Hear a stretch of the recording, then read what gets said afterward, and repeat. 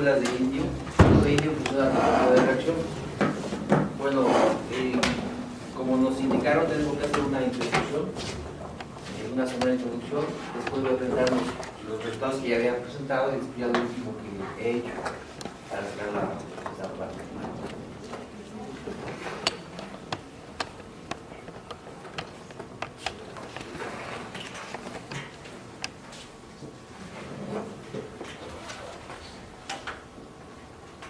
Bueno, entonces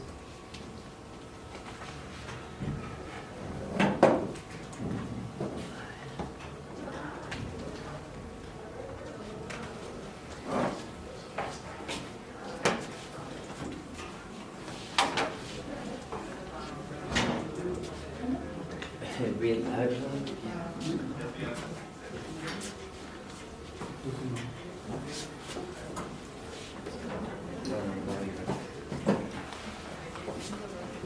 Bueno, entonces está una introducción de los objetivos que estoy en esta versión de esta presentación, los resultados, conclusiones, productos obtenidos, actividades futuras y bibliografía.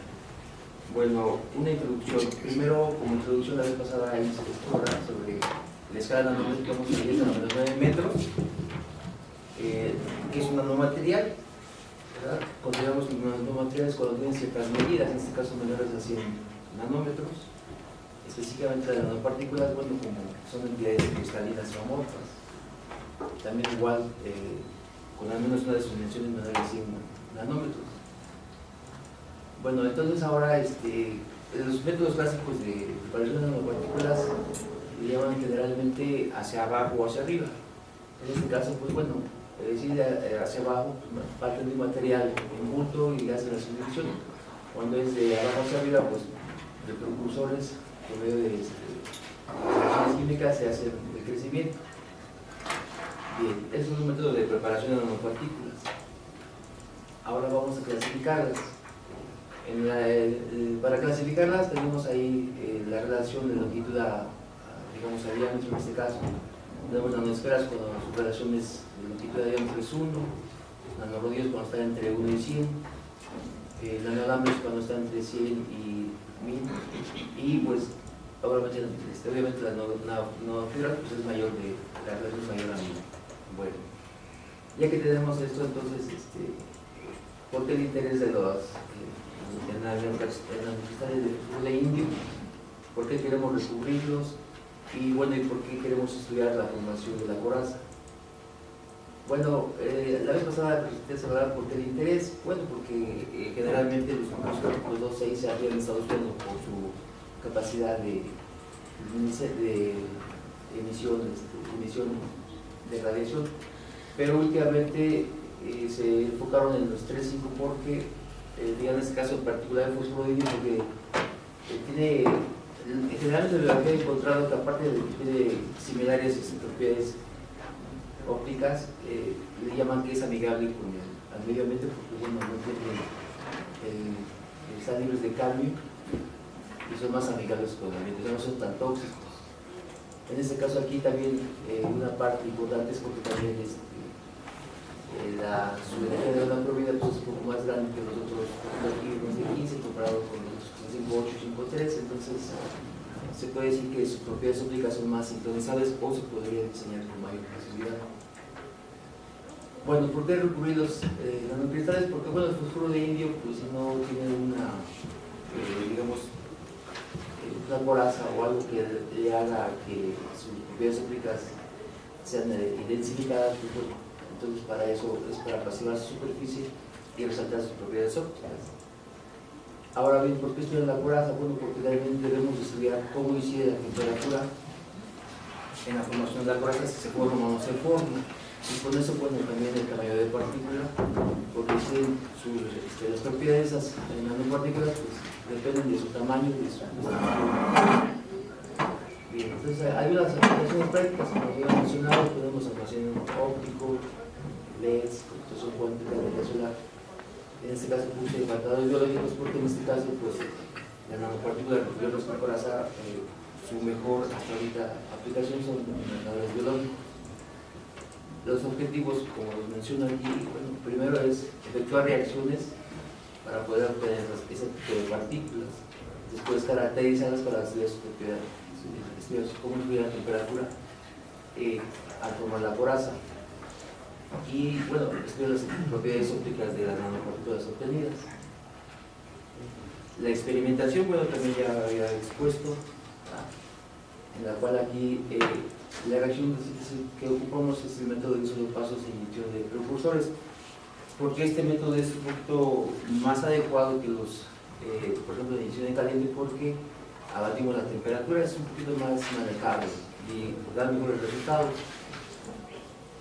Bien, los reactivos también los habíamos presentado, que son el método de indio, son los reactivos iniciales.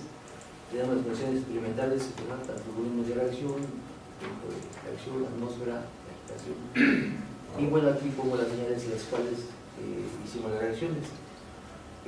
Todos los reactivos se mezclaban a temperatura ambiente y después se alcanzaban esas temperaturas. Y en el equipo de reacción, bueno, tenemos una cabina en la cual nos permite ver la atmósfera inerte. Adentro está el reactor, llamado caja de guantes. Aquí tenemos un reactorcito. Tiene un termómetro, ¿verdad? Tiene un sistema de flujo, tiene la agitación y calentamiento. Bueno, los resultados que ya había presentado son en este caso, ¿verdad? Habíamos mencionado que cuando teníamos el producto final veíamos diferente coloración al terminar la reacción. Y bueno, aquí vemos que en este caso la primera simulación pues es nuestra coloración, y esta coloración pues la relacionamos a que tiene diferente estructura y tamaño, ¿no? El cambio de color deberá estar relacionado con un cambio de tamaño y tipo de estructura. Bien, aquí tenemos, aquí presento el espectro de absorción, por medio de la cual pudimos obtener pues, las energías de banda fluida de cada producto que tuvimos aquí a cada temperatura. Bueno, entonces aquí vemos, ¿verdad?, que está relacionado tanto la temperatura con el valor de la energía de banda prohibida. Posteriormente tenía yo este espectro en el cual vemos ahí que el pico de emisión se va recorriendo, como aquí lo indico, ¿verdad? Los picos después se corren a ser rojo. Aquí tengo la escala más o menos. Entonces, si hay un corrimiento, indicación en la cual indica que la partícula cambia de tamaño y también posiblemente de estructura, y también se relaciona con la coraza, ¿no? En este caso aquí también muestro el espectro de luminiscencia de dos temperaturas, de 150 y 138 grados centígrados, en la cual vemos que el pico de emisión pues, se recorre. Además también vemos que la forma del pico pues también aquí no es muy simétrico, aquí es un poquito más simétrico. Eso indica también la forma de las nanopartículas. Bueno, aquí en este caso muestro un TEN en la cual por medio de estos TEN pudimos calcular el tamaño medio de las partículas, y también observamos que hay una relación entre la temperatura y el tamaño de partícula. Aquí también mencioné la vez pasada que se usó esta ecuación como un modelo de aproximación, y bueno, también los valores pues sí se aproximan. Recordemos que es un modelo teórico, pero sí tiene una aproximación. A continuación entonces muestro esta tabla en donde se muestra la comparación de los tamaños calculados por TEM y los calculados por ecuación de Gauss. También vemos cómo también hay una relación entre el tamaño y la temperatura. Bien, nos faltaba hacer esa presentación sobre un espectro de EDS para saber realmente los componentes que teníamos. Y aquí pues tenemos aquí antes ¿para qué? Pues para nosotros tenemos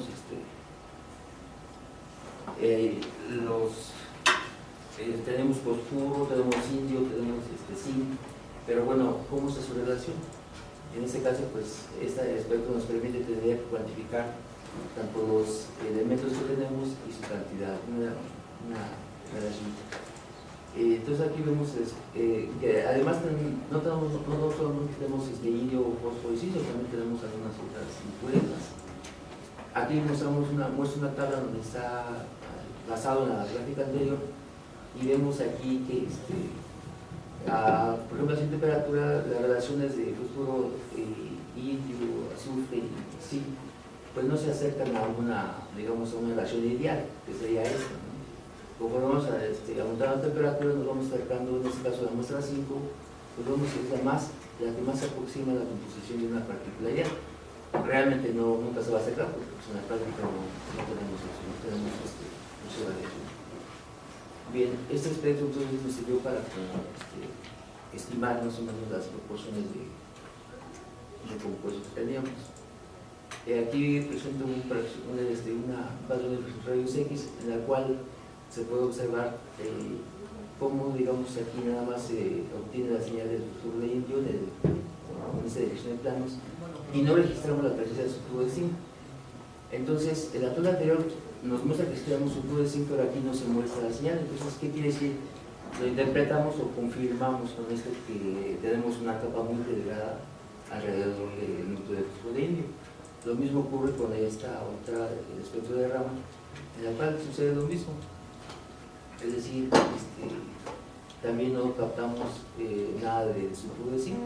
Otra confirmación de que sí tenemos una coraza alrededor del sulfuro de zinc. Bueno, eso fue lo que ya hemos hecho.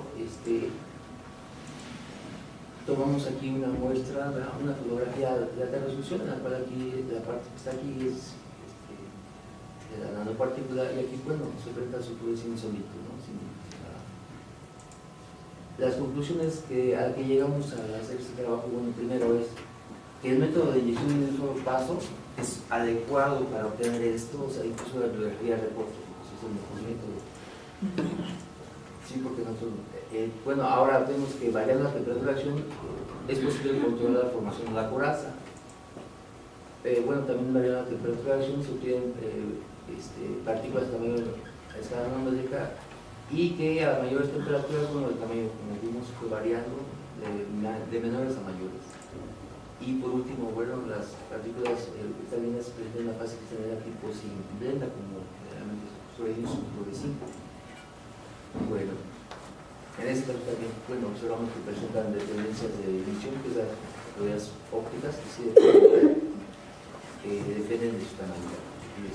Bueno, los objetivos que he pedido apenas que participen en el congreso de ahí de Morelos.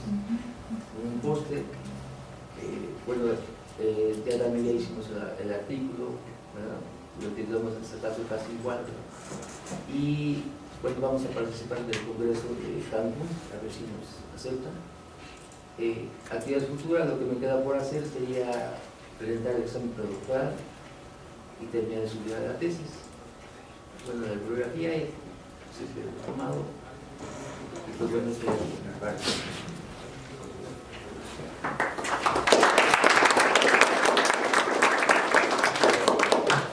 ¿Una pregunta? ¿Quieren hacerle a su compañero? Sí, doctor. Froilán, Sí. Casi todo lo que presentas ya lo habías hecho. Casi. Me parece que lo único nuevo son los rayos X. Sí. Mi pregunta es si no científica, sino de... ¿En un semestre hiciste rayos X? Bueno, no todo eso, pero también hicimos las otras, porque digamos cuando nosotros digamos, pues, no es tan fácil que nos den las muestras. Entonces a veces falla, a veces no falla, entonces espero eso. No solamente estudié rayos X, también estuve profundizando en lo que me preguntas sobre cómo están pues, los espejos, cómo se obtienen, lo que se obtienen. Entonces yo he estado profundizando en esa parte, ¿no? Y realizando, bueno, escribí una tesis que está al 50% de lo que he hecho. Eso es lo que he estado haciendo. Y sobre todo también con mis asesores, pues, analizar bien todo lo que estamos haciendo para exactamente redactar el artículo y poder enviarlo, para que no se retrase. Entonces, yo toda esta parte de aquí, pues sí, como digo siempre, pues yo he estado profundizando en todo lo que he estado haciendo. Nada más faltaba, digamos, verificar lo que estaba diciendo sobre si estaba bien la coraza, no estaba formada. Bueno, tengo más preguntas. Voy a aprovecharme Sí. que nadie quiere preguntar. Mira, yo no observo tú concluyes que tienes núcleo y tienes una coraza, ¿sí? Pero yo no observo ninguno de tus espectros que confirmes eso. Tú presentas espectros de absorción, Sí. pero del espectro de absorción ya sale de un todo. O sea, tú no presentas el espectro de absorción del puro núcleo o con coraza o sin coraza, Sí. para ver las diferencias. De hecho, por Pero ejemplo, tampoco presentaste uno de fotoluminiscencia y tampoco presentas fotoluminiscencia sin coraza ni con coraza. Sino ya, me parece que ya todo lo que presentas ya das por hecho de que tiene coraza. bueno, Inclusive los rayos X también son, me parece, hasta donde te entendí, ya son con la coraza, ¿no?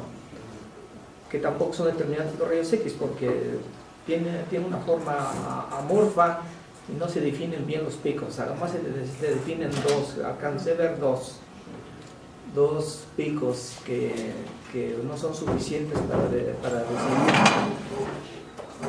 mucho menos para concluir que tienes una estructura, la que concluyes que tienes, que es bursita, me parece que dijiste, no, sí. simplenta, perdón. Entonces, yo no quisiera ver más, que sí existen más caminos para probar si en verdad tú tienes una partícula núcleo coraza. De hecho, con lo que usted me pregunta, digamos, bueno, tengo sulfuro de zinc y tengo sulfuro de indio, ¿sí? Entonces la discusión que estábamos haciendo, incluso también estuvimos diciendo, bueno, ¿en dónde está el sulfuro de zinc? ¿Dónde está el sulfuro de indio? Esta tablita la pongo, ¿por qué? Porque si vemos a 100 grados, o sea, las proporciones, ¿cómo podemos saber? O sea, ¿qué aparato tengo para poder, digamos, emitirle alguna reacción adecuada para que me pueda discernir? Sabes que tienes sulfuro de indio y después tienes una capa y después tienes sulfuro de zinc. O sea, no hay una forma de, digamos, la muestra está ahí, le radiamos y ya sabe que depende de la intensidad del lazo que queramos ver, vamos a obtener. En este caso, imagínense, aquí en esta tableta, ¿por qué me baso mucho? Porque, por ejemplo, digamos, el núcleo estamos poniendo, bueno, es fosfuro de indio porque es la señal que tenemos, fosfuro de indio. ¿Dónde está el sulfuro de zinc? No lo tenemos. Entonces, ¿por qué el fosfuro de indio tiene una emisión? O sea, ¿por qué se resalta esa emisión? De alguna forma, ¿no? Entonces, si estuviera, digamos, si fueran fosfuro de indio, bolitas, y si fuesen bolitas, yo creo que tendríamos otro tipo de señal, ¿no? Una señal para fosfuro de indio y una señal para sulfuro de zinc. Pero no la tenemos. Solamente tenemos fosfuro de indio. Nada más tenemos esa señal. Pero aquí en la muestra, ¿verdad? Que tenemos sulfuro de zinc, de DDS. ¿En dónde está? ¿Cómo podemos hacer? EDS te dice qué elementos tiene, ¿Qué elementos pero no tiene? te dice cómo están, No. no te dice cómo están entrelazados entre ellos. O sea, no te da información ni morfológica, ni estructural, no te da si está en coraza, si no te da nada, nada más te dice hay elementos y en este porcentaje. Entonces, no puede uno concluir si en verdad está formando lo que tú quieres, el núcleo coraza. Ahora, estas partículas núcleo coraza trabajan en conjunto. Sí. Esto que tú estás diciendo de que como nada más tienes una señal, presupones que solamente viene del fosfuro de indio, Presupongo. ¿sí? Pero núcleo coraza trabajan en conjunto. Sí. Y puede, será fácil. puede obtener, estamos hablando de fotoluminiscencia o de absorción si quieres, puedes obtener también nada más una sola señal, aunque tengas dos estructuras formando la núcleo coraza. Y eso puede ser engañoso pensando que esa sola señal puede ser del fosfuro de indio, cuando en realidad será de la combinación de cómo están trabajando la recombinación de los excitones entre la coraza y el núcleo. Entonces, no es determinante de que solamente si se observa un solo pico, será del fósforo de indio. Bueno, si tuviéramos fósforo de indio, digamos, en bulto, pues tendría un valor. Si tuviéramos nanopartículas de fósforo de indio, bueno, hay enlaces colgantes, no tendría emisión. Entonces, ¿qué es lo que pasa con la coraza? Pasiva esos enlaces y hace que la señal sea, digamos, las señales pues se acoplen mejor, o sea, vean desde la misma, digamos, fase longitudinal, la cual es como un filtro, ¿no? O sea, ya no atrae, los enlaces colgantes ya no atrapan tanto las ondas y hace que ya, digamos, se resalten. Por eso es lo que estamos suponiendo. O sea, es fósforo de indio, pero no tienen la señal de bulto, sino que está muy intensa esa señal. ¿Por qué está muy intensa la señal? Sí, la función de una coraza, ¿para qué inventaron la coraza? Simplemente para, como lo pusiste ahí, para pasivar los defectos de superficiales y con el fin de incrementar la intensidad. ¿Por qué? Porque con el puro núcleo solito hay muchas recombinaciones no radiativas y entonces se pierde mucha energía en estas emisiones no radiativas, se van por otro lado. Bueno, entonces con el fin de incrementar la eficiencia cuántica, bueno, la gente inventó o se le ocurrió pasivar la superficie poniendo una coraza, y con eso aumenta muchísimo la intensidad, o sea, la eficiencia cuántica. Pero yo sigo con mi pregunta en rayos X. Te digo que yo no observo que tengas, de hecho no creo que puedas observar con rayos X. Estos rayos X que tú los mediste, ¿fuiste con el técnico o mandaste la muestra y te mandaron los resultados? Sí, la muestra la mandamos aquí al CIMESTAO. ¿Y qué tipo de rayos X eran? ¿De normales, de teta 2 teta, o 2 teta, o para películas, o arrasante? 2 teta.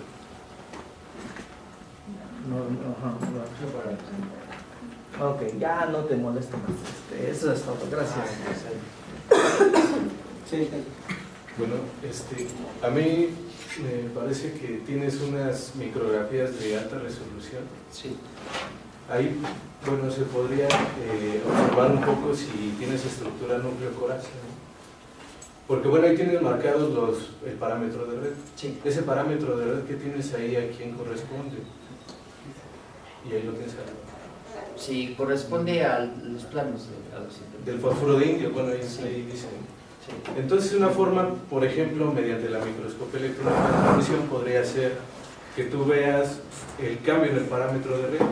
Cuando ves los planos cristalinos, pues tienen una separación, ¿no?, entre ellos. Eso corresponde a un material. Si tú ves una diferencia en el cambio, en este caso en la distancia de esos parámetros de red, pues seguramente ahí verás si hay núcleo coraza, ¿no? Entonces, a lo mejor podrías justificar un poquito mejor esa parte a través de la microscopía electrónica de transmisión y sobre todo en alta resolución. En ese sentido, pues te quitarías todas esas dudas, ¿no? A partir de las espectroscopías, que a veces pues sí tienen ahí algunas pues implicaciones, sobre todo en el análisis. Pero bueno, si tú lo haces a través de microscopía electrónica de transmisión, pues se podría diferenciar, ¿no?, cuál sería el núcleo y cuál sería la coraza. En ese sentido, pues a lo mejor sería un poco bueno para tu tema que lo analizaras desde ese punto de vista. En este caso, bueno, yo creo que también analizar puntos cuánticos es un poco complicado por microscopía electrónica de transmisión, pero bueno, esa sería una parte muy importante para justificar, digamos, esta parte, ¿no?, que te está preguntando el doctor Casas. Sí, creo que su pregunta es que realmente yo tenga, digamos, fundamentos que no tenga yo, digamos, que tener tipo de dudas. Pues sí, en ese sentido esa caracterización más exhaustiva te daría información de ese estilo, y en ese sentido pues ya no tendrías dudas si hay núcleo coraza o no. Bueno, en ese sentido estaría adecuado que hicieras un análisis pues un poquito mejor por la microscopía, y ahí ya podrías ver cuál es el espesor, inclusive pues las dislocaciones y todo ese tipo de cosas, ¿no? Pues a lo mejor pues podría ser bueno darle más peso a la microscopía para que puedas demostrar que sí está. ¿Y cuáles son las características, ¿no?, de la coraza? Si es más grande, si es más pequeña, si se está formando, ¿no? De hecho, lo que va a hacer también en el futuro sería realmente, por ahí reportan que, digamos, el grosor de las películas llega hasta 20, más o menos 20 capas, ¿no? Porque después ya empieza, digamos, veremos con su grueso. Entonces, de alguna manera, esta capa de gas nos permite ver el fósforo de indio, el núcleo. Entonces, tengo un núcleo, o tengo, como dice el profesor, ¿no? O tengo fósforo de indio, o tengo la interfaz donde están combinando y es debidamente en esa parte, o sea, por todo eso, y después sería el fósforo de indio. Entonces, hay una determinada límite, entonces tengo que ver. Y sobre todo si está cristalizando la coraza, ¿no? Porque igual no está cristalizando adecuadamente, por eso no la ves en difracción de rayos X. Entonces, bueno, pues también sería interesante ver esa parte. Sí. Disculpa, igual mi duda es que con relación a tu síntesis, tú mencionas que no utilizas un método de inyección en caliente. ¿Haces por separado las nanopartículas de fósforo de indio? No, mira, de todos los compuestos, casi todos se ven, nada más lo único que hacemos aparte es el precursor de miresato de indio. Pero ahorita con este método todos los estamos desde el principio. O sea, si necesitamos el precursor que no se vende, lo bajamos y después todo lo calentamos desde el principio. O sea, sí, todo, desde el principio hasta alcanzar 100 grados. ¿En ningún momento tienes solito el fósforo de indio? No. ¿Y no sería bueno desarrollar una técnica en donde tú, en lugar de ponerle desde el principio el sulfuro de zinc, solo pusieras el fósforo de indio e hicieras tus mediciones y después, ya con tu coraza, hacer las comparaciones? Bueno, en el caso de fotoluminiscencia, si existe un recubrimiento con las nanopartículas solas del fósforo de indio, en difracción, por ejemplo. Aquí se me olvidó mencionar, pero sí, digamos, hicimos la síntesis de fósforo de indio sólido y de solitos, nada más que no las presentes. Es que ese tiene mucho peso para que tú puedas comparar si tienes, exactamente, si tienes un recorrimiento y es gracias a la coraza o es nada más porque tus partículas de fósforo de indio están creciendo. Aunque tengas ahí tu material por EDS, no quiere decir que exactamente sea una coraza en tus puntos cuánticos de fósforo de indio. Ahora, en tu esta microscopía, bueno, a mí me preguntan, por ejemplo, en aquella, sí. Ajá, ¿cómo sabes tú que es el sulfuro de zinc? Bueno, no, yo no veo ningún cambio en los... Ese es sulfuro de zinc solito, o sea, no es una nanopartícula, ese es sulfuro de zinc. ¿Ese sí lo hiciste solito? Sí, esa es la parte. O sea, ese sulfuro de zinc, digamos, sí. Y las otras, sí se les dan aparte, o sea, las otras que no pongo aquí, sí, así las puse, o sea, están aparte. Nada más que no las presento. Y de ahí es donde... ¿Y también para sulfuro de zinc hiciste de rayos X? No, ese nada más. Porque como mencionaba el doctor, tú concluyes que tienes como fase blenda, ¿no? Sí. Tipo blenda, para sulfuro de zinc. Sí, porque, bueno, como digamos el núcleo está sí, ¿verdad? Se supone, bueno, lo que supongo, pero no hay que suponer, hay que comprobarlo. La única forma, digamos, es que la coraza, pues bueno, adopta esa parte, porque tienen más o menos el mismo tamaño, aproximadamente el mismo tamaño. Pero ¿cómo determinas la fase? ¿Cómo sabes que es tipo blenda? Según yo, por rayos X, conoces la fase de... Sí. Bueno, sí, esa parte... ¿Cómo determinaste que era? De hecho, digamos, de hecho la parte de la capita, Ajá. pues no tengo la señal, entonces... Entonces, en sí no se sabe si de verdad es... Como me dijo el compañero, tengo que ver realmente esa parte de la capita, ¿no? Sí, sería que anexaras tus mediciones con cada uno separado para que veas si hay un recorrimiento por ese.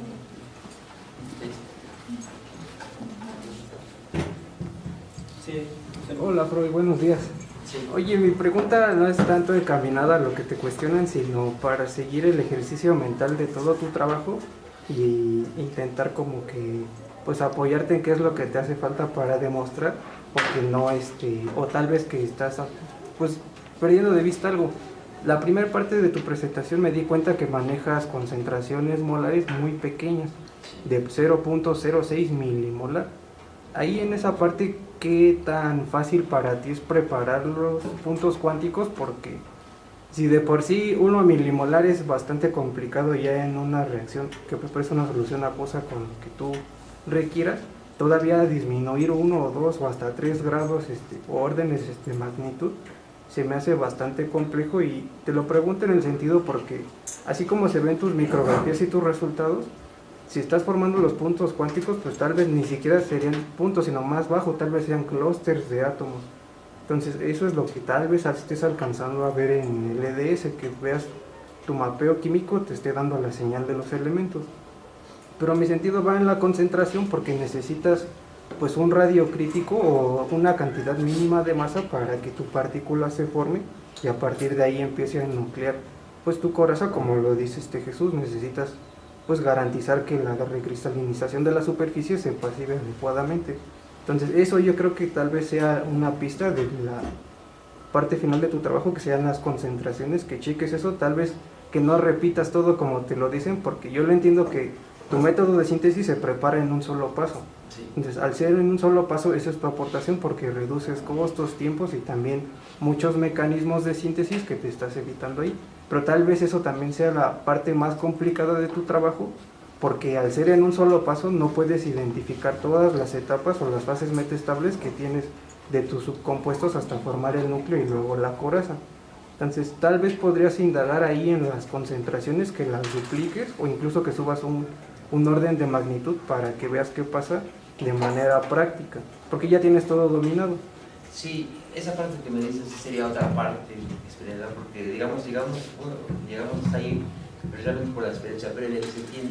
De hecho, la cinética es demasiado, o sea, es rapidísima, ¿no? Entonces, se estaba haciendo de un solo con ingeniería caliente porque era una forma, digamos, de hacerlo y sí daba resultados. De hecho, recuerdo la bibliografía. Pero ¿qué pasa con este método? Simplemente se evita, se abate la temperatura, se abate costos y da resultados similares, ¿no? Entonces, mejores, es lo que reporta. Pero bueno, no está llamado también, digamos, pues bien, ¿no? Pero sería otra parte también. Y sí, ¿qué defines? Sí, porque tal vez tus muestras sea complicado, porque si has de tener en una parte puntos y luego en otra clúster, y tal vez en otra se aglomeren tus partículas por hacer todo en un solo paso. Y eso es lo que al doctor Casas también pues le interesa saber, porque no alcanzas a distinguir las dos fases entre un material y el otro, porque no es posible que lo prepares por separado. Entonces tal vez con Raman pudieras hacer un Raman de alta resolución, un mapeo de tus muestras, para que ahí ya estarías viendo, si son muy pequeñas tus partículas, ya estarías interactuando a nivel electrónico con el material. Y si tienes la coraza, tendrías que tener, aunque sea un confinamiento o una recombinación no radiativa, y esa señal se tiene que observar ahí. Y en alta resolución tendrías la ventaja de pues, evitarte la fluorescencia hasta que lo disminuyas lo más que puedas, y eso sería la parte donde podrías definir todo, porque de ahí sacarías el tamaño, de qué tamaño son, también la calidad de la estructura cristalina, y ya con eso podrías confirmar, aunque no sea con imágenes, si es lo que no tienes acceso al equipo, porque entiendo que también es complicado. Sí, bueno. ¿Alguna otra pregunta?